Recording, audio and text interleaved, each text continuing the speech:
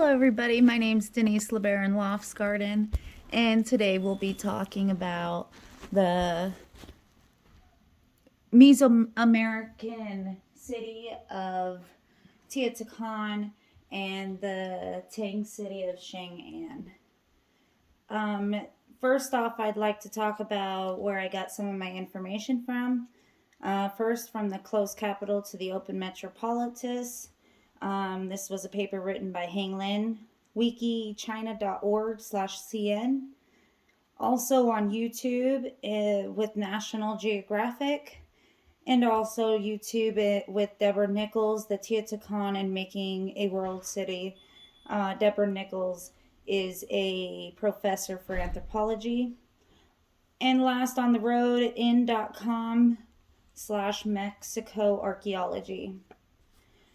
Today we'll be going over the grid system in Teotihuacan and Tang City. We'll be looking at the beliefs of each of these cities and its role in the development of the grid system. And we'll be going over the living quarters and how this associated to the grid system itself.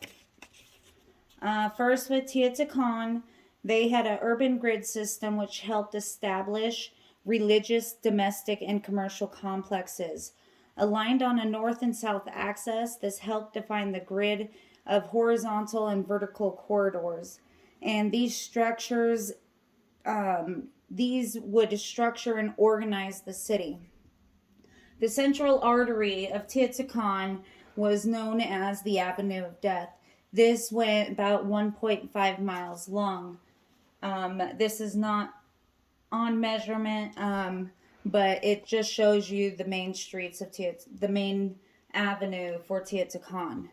It did also have three major monuments, which is the Citadel, which housed the Pyramid of the Feathered Serpent.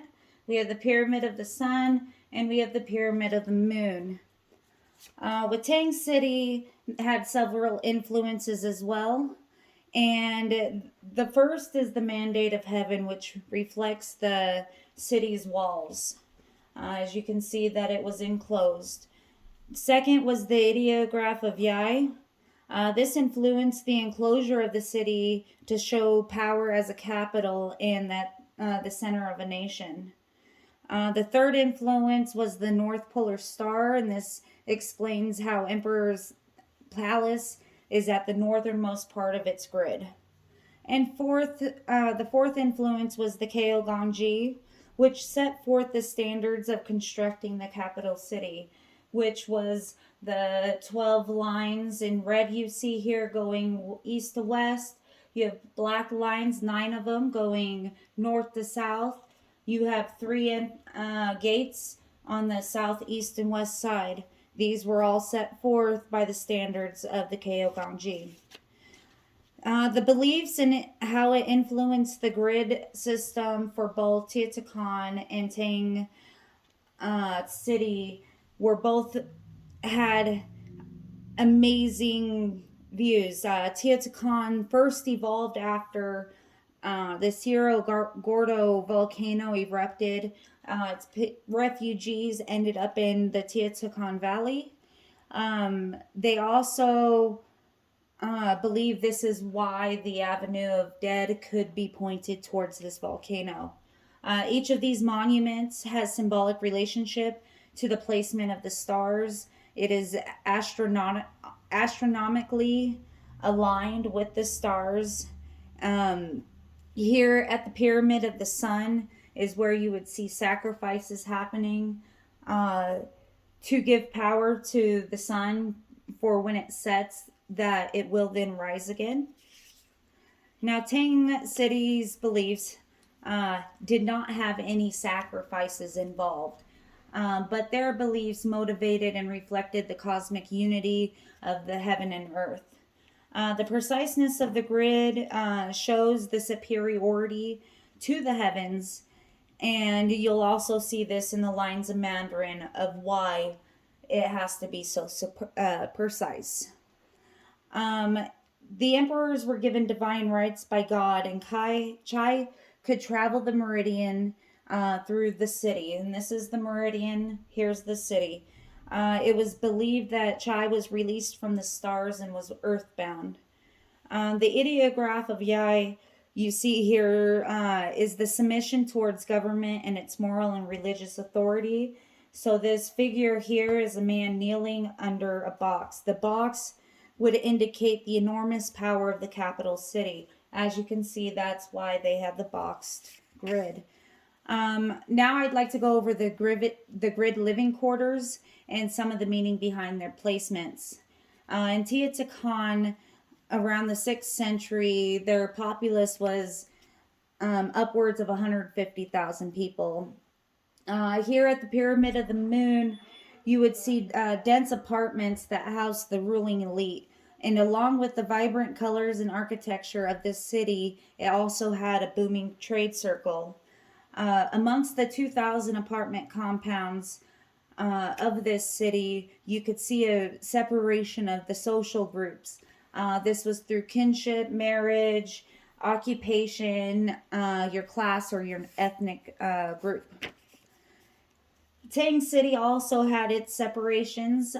First off, its multifamily dwellings were known as wards. As you can see, these squares represent the wards.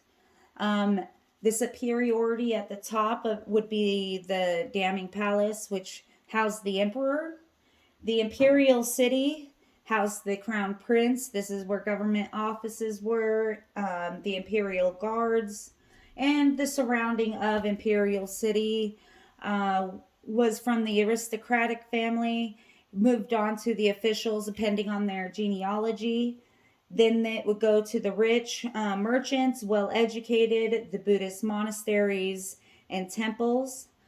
They were very strict on division, so you would not see an aristocratic family living near an official, and you wouldn't see an official family living near the commoners.